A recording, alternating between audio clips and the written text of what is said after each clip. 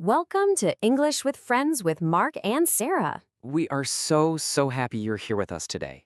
Did you ever realize that most language learners actually quit? Not because the language itself is too hard, but simply because they are just too exhausted to commute to a classroom after a really long day? It's a completely common feeling. Oh, absolutely. If you're sitting in your room right now, maybe just relaxing after work or school, and you're thinking to yourself, I really want to improve my English, but man, I'm just a little tired today. Well, this explainer is made exactly for you. That's right. Today we're going to guide you through a really calm, accessible explainer. It's all about building your English fluency completely independently, right from the comfort of your own home.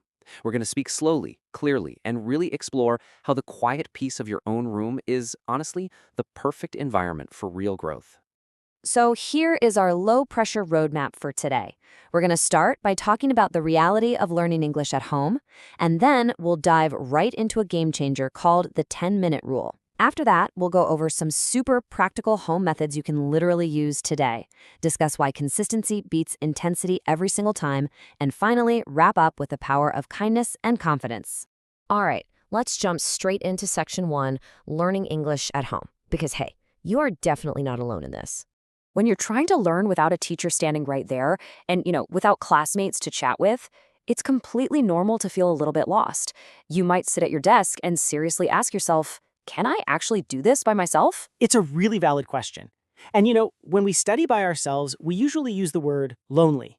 But lonely is such a heavy word. It feels sad, kind of like you're missing out on a support system. We actually want you to flip that perspective completely upside down. Think of the word independent instead. Yes, independence feels strong. When you say, I am independent, it means you have full freedom. You get to set your own pace, you use your own voice.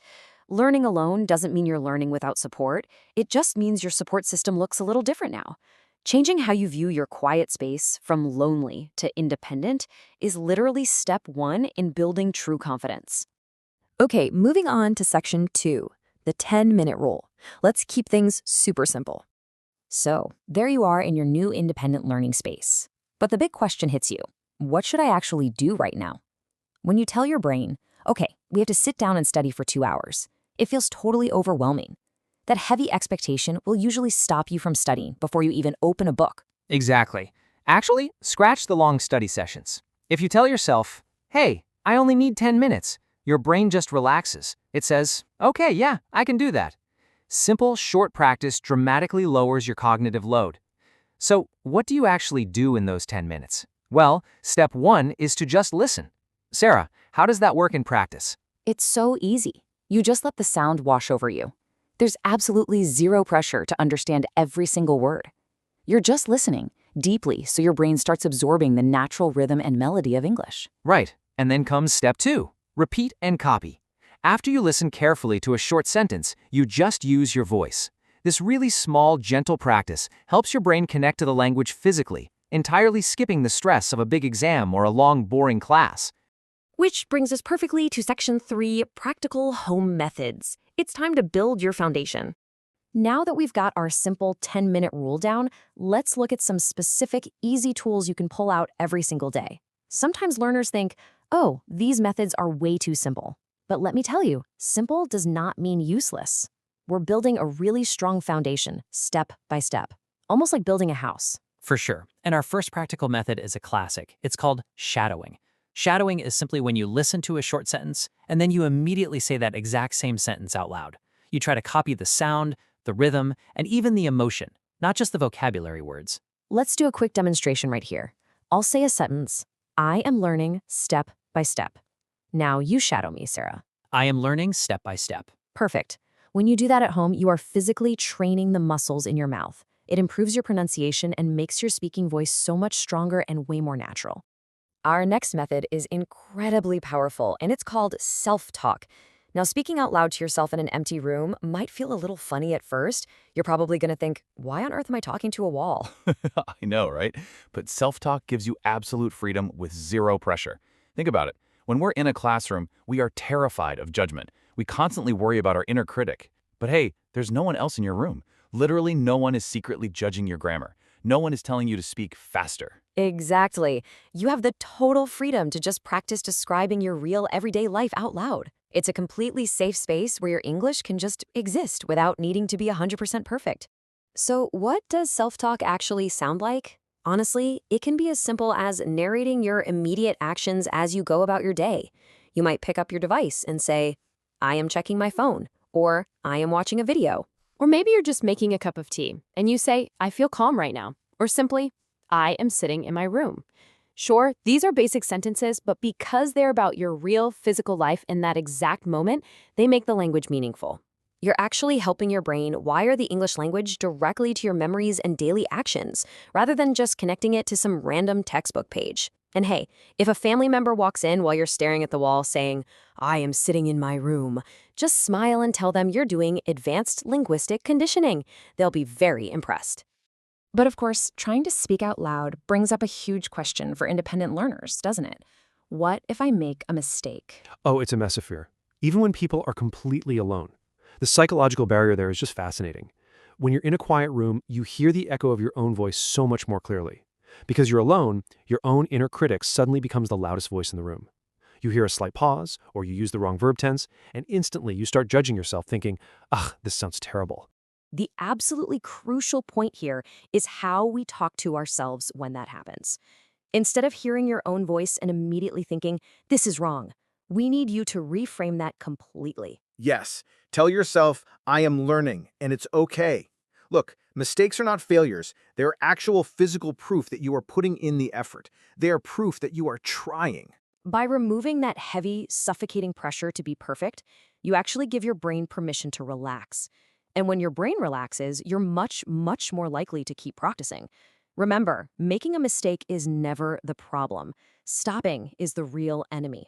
All right, let's shift to section 4, consistency versus intensity. Because habits are what truly build fluency. You know, when we first decide to study at home, we usually get super excited and we just want to learn everything all at once. We push ourselves way too hard. But if you feel tired after a long day and you try to force some intense, heavy study session, you're probably going to burn out and just quit entirely. Which brings us to a really core truth. Habits are stronger than motivation. Motivation is just a feeling. It requires this huge spike of dopamine and emotional energy. Honestly, it takes a lot of effort just to feel motivated. Habits, on the other hand, run on autopilot. They take almost zero energy. When you build small, quiet habits, you guarantee your progress. You don't have to sit around waiting for that perfect time when you finally feel energetic enough. You just rely on the habit. And this highlights the profound power of the number 1. 1 single minute of practice is always, always better than 0.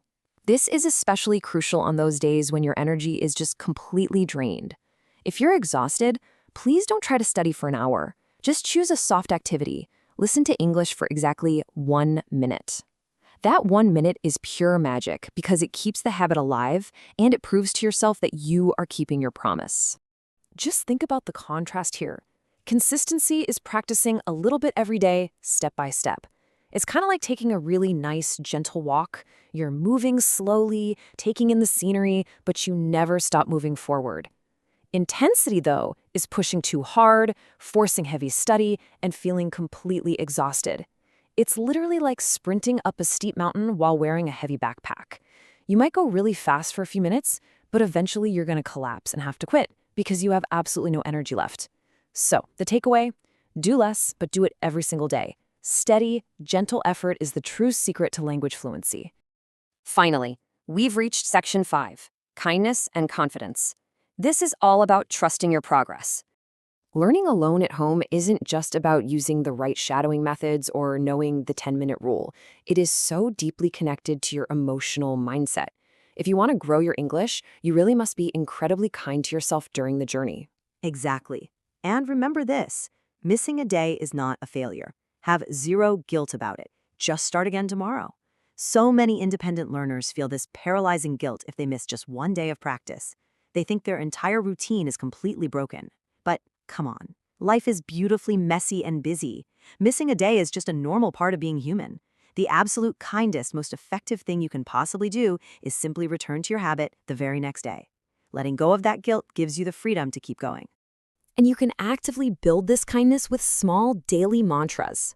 When you wake up, just tell yourself, good morning, today is a new day. Or I will practice for 5 minutes. And when you finish that practice, say out loud, "My English is getting better," or "I did a really good job today." Just imagine starting and ending your quiet study sessions with those exact words. By recognizing your own small efforts, you build this deep trust in yourself. You start to realize that you aren't just memorizing English vocabulary, you're building real discipline and genuine lasting confidence. Always remember that your journey is your own, and every single small step matters. It's way too easy to just open your phone, scroll through social media, and start comparing yourself to someone who appears to speak perfectly or effortlessly. But comparison is such a dangerous trap. It destroys your motivation and completely ignores all the hard work you have already done. You don't need to be like anyone else. You're doing this for your own personal growth in your own quiet space. Honor your unique path, believe in those small steps, and know that every single time you try, you are growing. So we want to leave you with one final provocative thought. How are you going to practice English in your quiet space today? Are you going to try shadowing a simple sentence for just 1 minute? Or maybe try some self-talk while making your evening tea? The quiet moments in your own home actually hold the absolute most power for your learning. Your journey is waiting for you, so tell us, what is your first step going to be?